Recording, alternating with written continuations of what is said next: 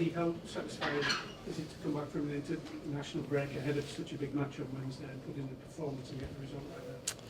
Yeah, it was a really important game today, and I think can't be underestimated how tough those games are because you don't have a full squad. We're having to manage players that have travelled a long way and had a sort of big mental load for their country. So really pleased with the players' response to that because these are very tough games. Crystal Palace don't concede a lot of goals. We knew the first goal today was going to be really, really important, and thankfully we got it quite early. Sorry to bring the mood down a little bit. You've heard the sad news about Subovic. I just wanted to get tribute from you. Yes, very, very sad news for his family and for football. Absolute icon of the game here in England, and what he did for his country and for Manchester United. I was certainly made very aware of him at a very young age and was fortunate to meet him a couple of times. Incredible guy. What a man, and a real sad loss for football. George? Andy, you asked for St James's Park to show its love towards Sandro, and it certainly did that. Pretty remarkable emotional scenes at the end there, but he's on his own and wouldn't go again. Can you talk a little bit about that, please, and his response and how he's feeling? Well, just a big thank you from me to our supporters today, because that reception at the end was incredible, and it was emotional. As I said on Friday, he's a human being. He's going through a very emotional time, and the supporters reacted in the way that I hoped they would, and I could feel the love between him and them, and that will do him the world of good. He'll feel much better about everything, I'm sure, tonight. We don't know what's ahead for him, but yeah, just a big thank you from me to them. I mean, you said he probably would be involved in very much of the selection. How did he feel about that? And do you think he's been surprised by Yeah, he's very much wanted to play and to perform, I'm sure. I mean, I haven't really gone into detail on that. For me, that's a no. There was no decision to make as in would I or could I play him. It's like, yes, I could see that from how he's trained. So there's no part of me that goes, he's not ready to play football. But then we have to just introduce him at the right time and make sure it's right for the team. It was a good time to do it today. I thought he played well when he came on. But I just think hopefully that is a step further or a step forward for him to moving forward with his life. Jordan? Just to go back to Jacob Murphy, we talked about unsung heroes in this Newcastle team. Is he one of them?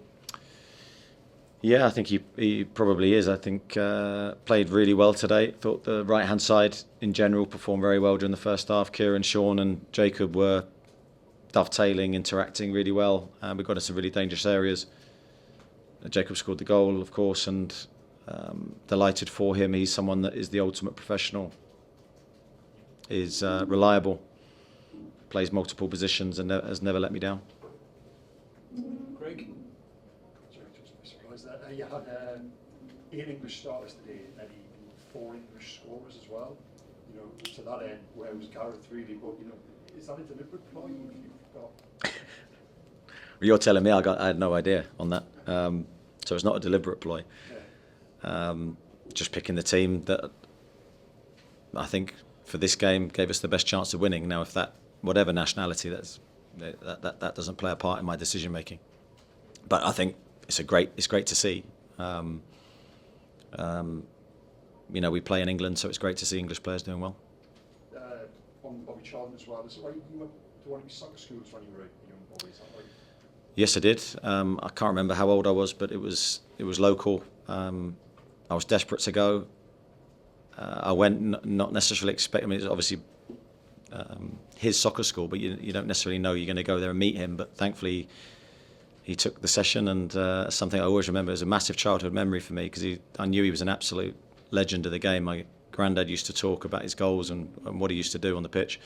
Obviously, I didn't necessarily see that, but I've seen highlights, and that was a great experience for me. Do you recognise your talent that day that you said?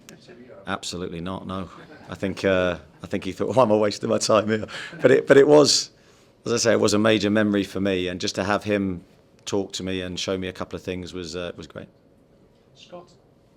Just following up on Jacob, I mean, he's 2 or 3 of his performances this season are probably the best that he's produced in a Newcastle shirt. I think it's fair to say. I mean, he's had a career here at Newcastle that's had lots of ups and downs. There's probably times when we certainly maybe didn't think he was quite going to hit these levels. I don't know what you would have thought, but what's it to say about him and his character that he's come through all of that, you know, all those ups and downs, times when he probably looked like he was out the door really, and yet he's now starring like that, you know, on the Premier League and in the Champions League. Yeah, for me it's all about consistency. So what you're looking for from the players' perspective is that they turn up every day and they give their best. Now you're going to have some good days, you're going to have some bad days.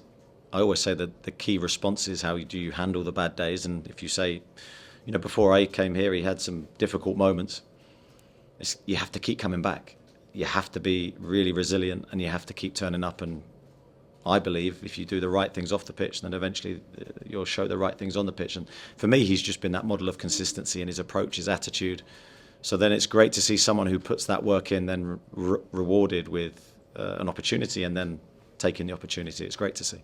I know it's, you know, he might have got these opportunities anyway, but obviously with Hardy being out such a long time, that is a really big loss. So to have players like Jacob, you know, a wide player who attacks like he does, it's massive for you, isn't it, with all the games you've got coming up when you've got such a big player and, you know, a player you brought in with high hopes for out for such a long time. Yeah, I think you need that squad. We're well aware going into this season the amount of games, schedule, the possibility of injuries, suspensions. We've already seen that in the short period of time we've had this season, that it's going to be a huge physical demand. So to have good players waiting, the key thing is that they may be waiting, but they've got to be ready.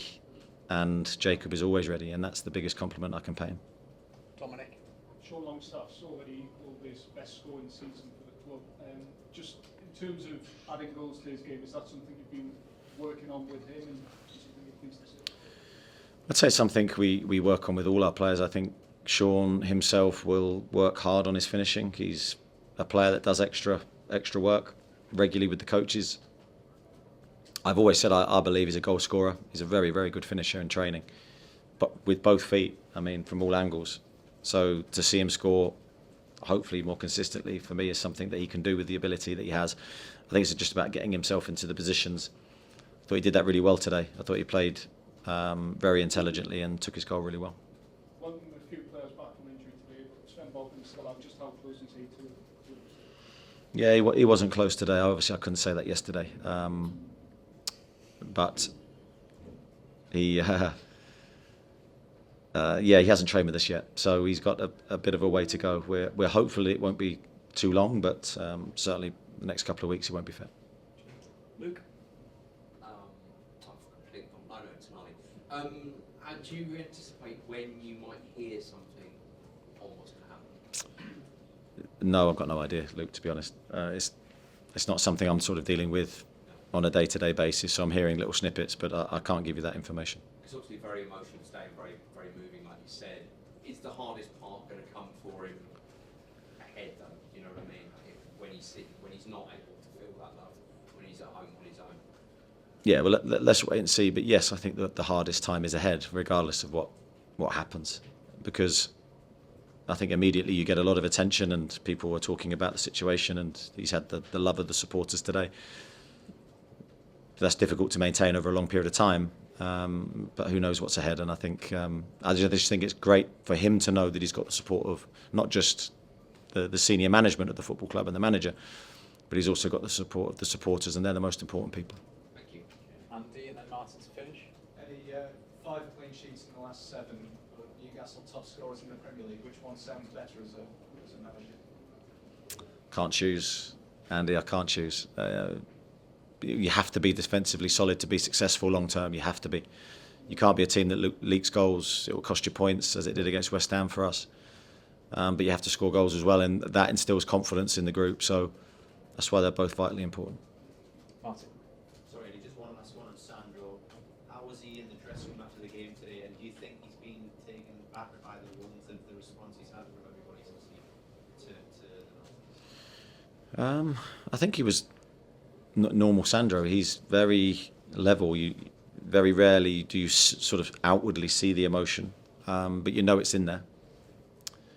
But he's a private guy and keeps things in check really well. I'm sure he's massively boosted by today, and I haven't spoke to him about it. I've come straight out here, but I'm sure it's made a huge difference to him.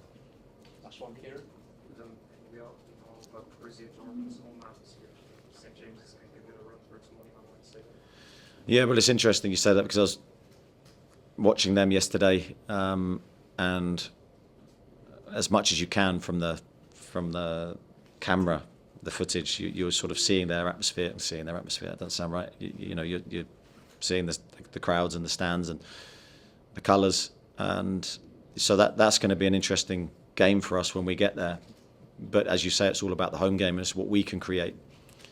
And again, I don't want to put too much expectation on our supporters, but I know they won't let us down. They'll be there for us on Wednesday. It'll be a brilliant occasion, and we're going to need it because this is a huge game for us after the PSG win. We want to continue our momentum and see where it takes us. I just thought it was quite spontaneous for Sandro to go on in front on the lap. Was there any conversation that saw him go ahead? Yeah, it sort of came to me just as we were starting our walk that I wanted him to be at the front and to see the love closer up. So, yeah.